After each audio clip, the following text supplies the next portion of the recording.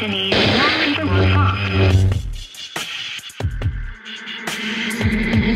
Hey, it's Jarret from FakeShemp.net, and this is the October collection update. Word of warning, I'm feeling pretty husky. There's a good chance I might lose my voice during this video, so I'm going to try and get through it as fast as I can, which, if you know me, probably isn't going to be that fast because I like to talk about every bloody film I've picked up. So first up is a UK release, and it's the 88 films release of Zombie Holocaust, which is part of the Italian collection line, similar to their slasher line. The artwork actually kind of reminds me of the old Arrow releases with the white border around it. But as you can see, they've got the Italian collection at the top, the Italian colours of the flag at the bottom on the trim.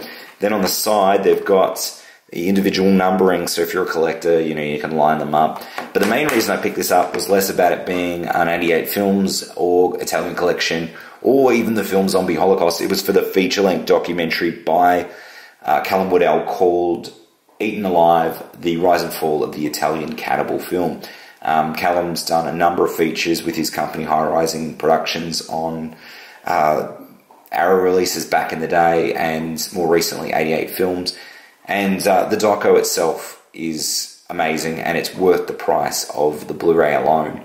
Thoroughly recommended.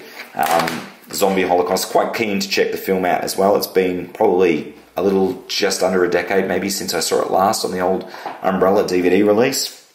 Moving on, another UK release that I picked up super cheap. Picked this one up from a trash and treasure market for $5, and it's Rogue, by a film by Greg McLean, who directed Wolf Creek 1 and 2. Massive fan of Wolf Creek 2, so I'm quite eager to revisit this one. Haven't seen it since it first came out on DVD. Had sort of mixed feelings, so I'm hoping I'm going to like it better the second time around. It's travesty, but it hasn't been released on DVD, on Blu-ray locally. I don't know why. But yeah, it's available in the UK on Blu-ray, which I don't think it's available in the US either. Special features on there, and actually has a HD lossless soundtrack, a DTS HD soundtrack on there. Quite keen to check that out. Another one from the UK that I picked up through the Horror DVD Australian Collectors Group, and that's The Ward. John Carpenter film, his last film he's directed. This was probably just over a decade after he directed Ghosts of Mars, and The Ward by no stretch is a great film.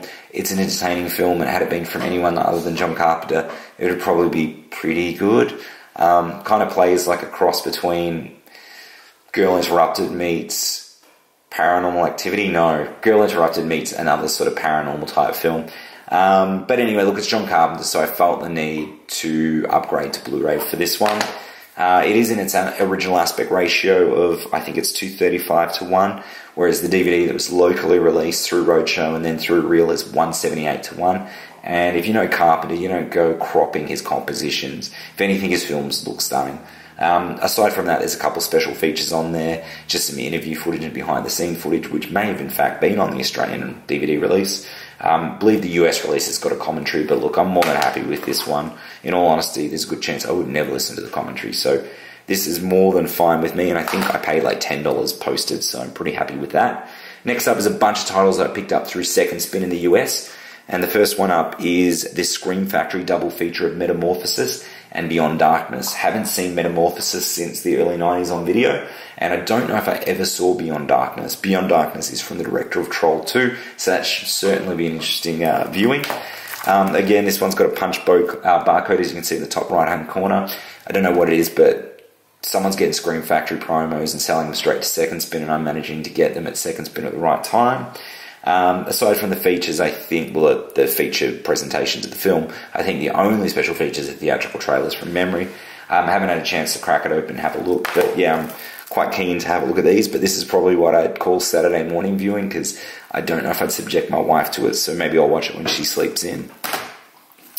Next up is the 70s American / UK occult horror film. I don't know, maybe it is, you know, well, it's got Sam Elliott in it, American actor, and it's got Catherine Ross in it, but it's got British musician Roger Daltrey of The Who in it, which she's great in his very small part. Legacy is one of those films that's super dated, but is a lot of fun. It's cheesy. I hadn't seen it since I was a kid, so it had been maybe 20 years since I saw it last, but I had a ball watching it. There's some pretty good special features. Aside from the trailer, there's an interview with the film's editor, and which is actually not mentioned on the back of the slick, but that's the best feature. She's edited a number of films over like the past 50, 60 years, everything from Lawrence of Arabia to 50 Shades of Grey, and I think she does say she only came out of retirement to direct that one. She was asked specifically to do it, which is kind of strange given that I think she's either in her late 80s or early 90s from memory. But she worked on this film and actually shot some of the second unit stuff. But that's a great special feature for the film, The Legacy, a lot of fun, super cheese. Next up is the ultimate paranormal rape revenge film, The Entity. If you haven't seen it, I thoroughly recommend it. It's a little bit long in its duration, but aside from that, it's solid viewing. I'm not going to say it's fun because it's a kind of dark, very dark kind of film, somewhat fairly intense as well. There is several cases of paranormal rape in it. Barbara Hershey is smoking hot. Ron Silver is a complete fucking prick. This film's great. It's got a great score. It was almost reminiscent at times of It Follows.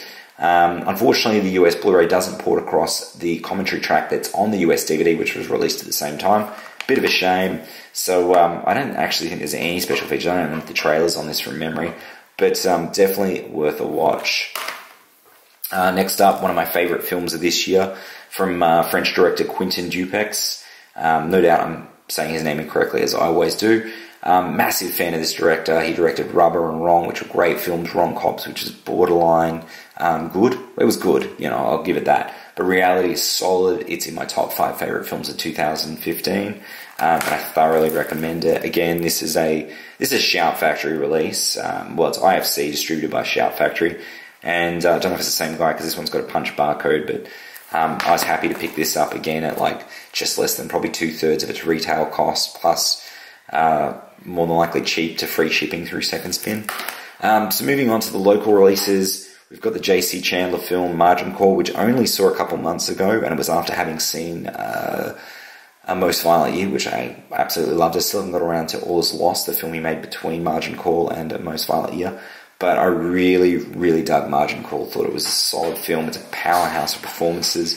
Kevin Spacey, Paul Bettany, Jeremy Irons. This film has cast, and it's fantastic. No word of a lie.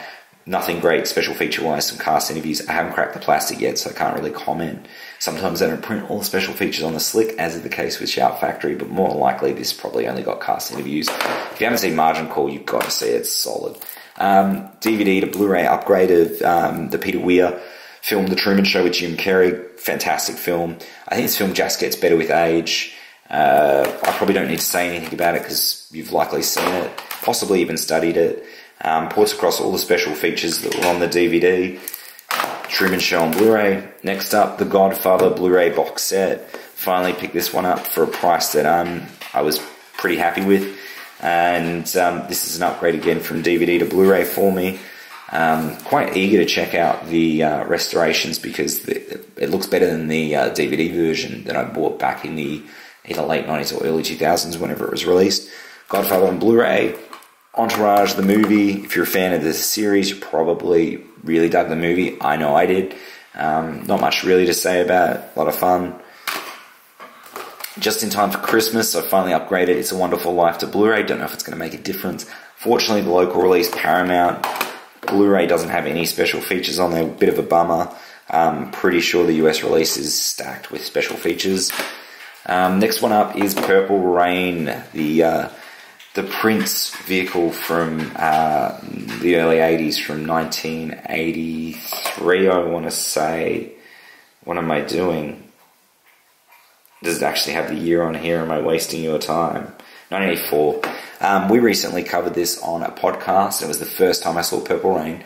I really dug it. It's flamboyant, over the top, strangely moody. It's a really odd movie, and I've never been a Prince fan, but after watching the film, I needed to see it again, and I needed to see the wealth of special features that are on the Blu-ray. There is a lot of stuff on here. I picked up super cheap, costing about $6 locally on Blu-ray. It's quite eager to have a look at that. Another music-orientated film of sorts, and that's Love and Mercy, which is a true story of the Beach Boys' Brian Wilson, that's set against Brian Wilson in the Beach Boys in the 60s, and Brian Wilson as a solo musician, still somewhat part of the Beach Boys in the late 80s, and the really strange relationship he had with Dr. Jean, which kind of mirrored the relationship with his father through the 60s. But Paul Dano is phenomenal in this movie, absolutely phenomenal. John Cusack too, it's a role where I went, wow, okay, John Cusack still got it. Both play Brian Wilson at different parts in time, in the 60s and in the 80s. Elizabeth Banks, terrific. Paul Giamatti, I thought he was great. Absolute prick. Very cool film. Yeah, it's a strange film. It's a strange film. It's not your typical biopic. Next up is Hemlock Grove Season 1 and Hemlock Grove Season 2. It's on Netflix, but I got given these, so I've been meaning to check it out. So I believe Hemlock Grove Season 3 has just gone up on Netflix. So I'm hoping to get into these and then catch up on Season 3, hopefully sometime over Christmas. Now, the following titles all came today from Amazon in the one delivery, which was super fast because I think it was like less than 10 days since I ordered them and they're here. And that was just regular shipping, no expedited business. First up is the Screen Factory release of Shocker on Blu-ray, which probably my second least favourite Wes Craven film, maybe, from memory. I know my least favourite's probably My Soul's Take. This might be right after that, I'm not 100%. But I wasn't a massive fan of Shocker. I saw it when it first came out on video and I was so eager to see it because I wanted to see it at the movies. Wanted my old man to take me to see it at the movies, didn't. It took me to see Serpent and the Rainbow, which was quite good. And I love that movie. It holds up. That's a classic. But Shocker, yeah, having revisited it maybe 4 years ago, definitely hadn't improved with age, probably gotten worse. But look, it's Wes Craven, man. The guy is a fucking master of horror, and his recent passing was quite tragic. So more than anything else, I'm quite eager to check out the special features on this.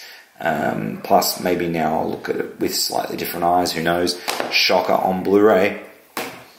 Next up, Complete Blind by Mosquito. Came out through Synapse. Seems to be a big bit of fanfare about this film. I'd never seen it. I remember seeing the video cover back in the 90s and thinking it looked like pretty cheesy, schlocky shit and just avoiding it. And I don't know, this artwork is so much better than the Oz video artwork. But yeah, look, it's a blind buy, but I'm super eager to see it. In fact, I might try and get the wife to watch it with me tonight. Mosquito. Next one up is a bit of a childhood favourite. I saw this at a Dusk Till Dawn at the drive-in back in the early 90s. Shattered, a thriller with Tom Berenger and Bob Hoskins. Bit of a sexy thriller at times with some of the scenes between Greta Scacchi and Tom Berenger. But I remember when I saw it at the drive-in and then watched it on video, just how crazy it was. Like, there was this massive twist, and I was totally in for the ride.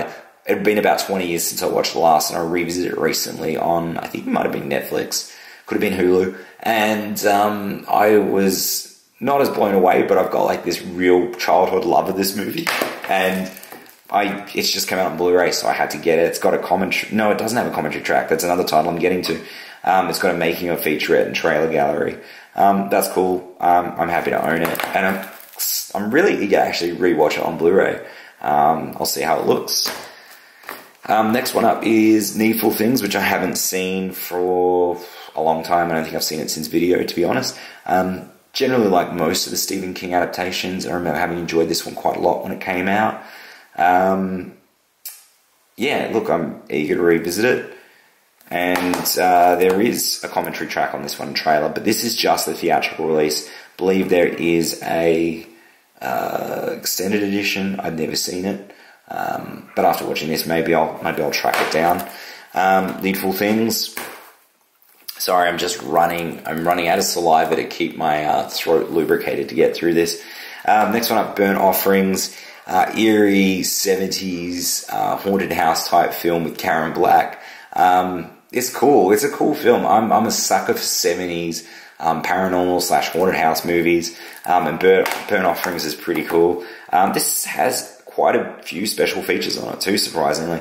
I think the old MGM DVD I had, I think it was the US release one. It was a multi-pack though with Leviathan and something else in there.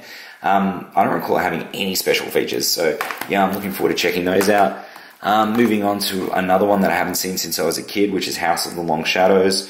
Bit of an all-star cast: Vincent Price, Christopher Lee, John Carradine, Peter Cushing. Haven't seen it since I was a kid, but I mean, like, it's an all-star cast. Even if it's not great, it's got to be good because you've got these many genre icons in the one movie. So I'm quite eager to have a look at that one. quite a few special features on there too. And it is directed by Pete Walker, who directed Frightmare, House of Whipcord, Flash and Blood Show.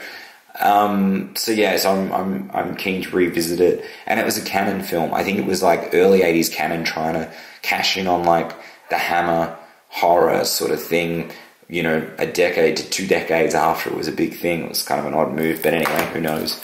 House of Long Shadows. And then last but not least, Diggstown, also known as Midnight Sting, a really cool confidence man type film. Set around sort of like a small boxing league in a small town. James Woods is in a career best in this movie. It's like one of my favourite James Woods films. I'm not a massive fan of him, but in this film he's great. Luke Gossett Jr. is great. Oliver Platt is great. I love this movie. I saw it on video when it came out as Midnight Sting here in Australia, and I absolutely loved it. My old man loved it. We watched it countless times. Revisited on Netflix last year, and I still loved it. I thought it was really solid. So really happy it's finally made it to Blu-ray because I never picked up the DVD. So yeah, stoked. And it's got a trailer on it, and it's got a making of featurette. Apparently the transfer is supposed to be quite good, which is good. The print they've used is a Midnight Sting print, so it comes up with Midnight Sting as the title at the front of the film. But yeah, that's about it. That's all I'm going to bore you with today. But thank you so much for watching the October Collection update. And don't forget to tune in to the fakeshemp.net podcast. We're recording this Friday, which who knows when you're watching this video, but we're doing a Halloween special. And our focus film is going to be The Frighteners, Peter Jackson's Frighteners. So it's definitely one not to be missed. Thanks again for watching, and I'll see you in November.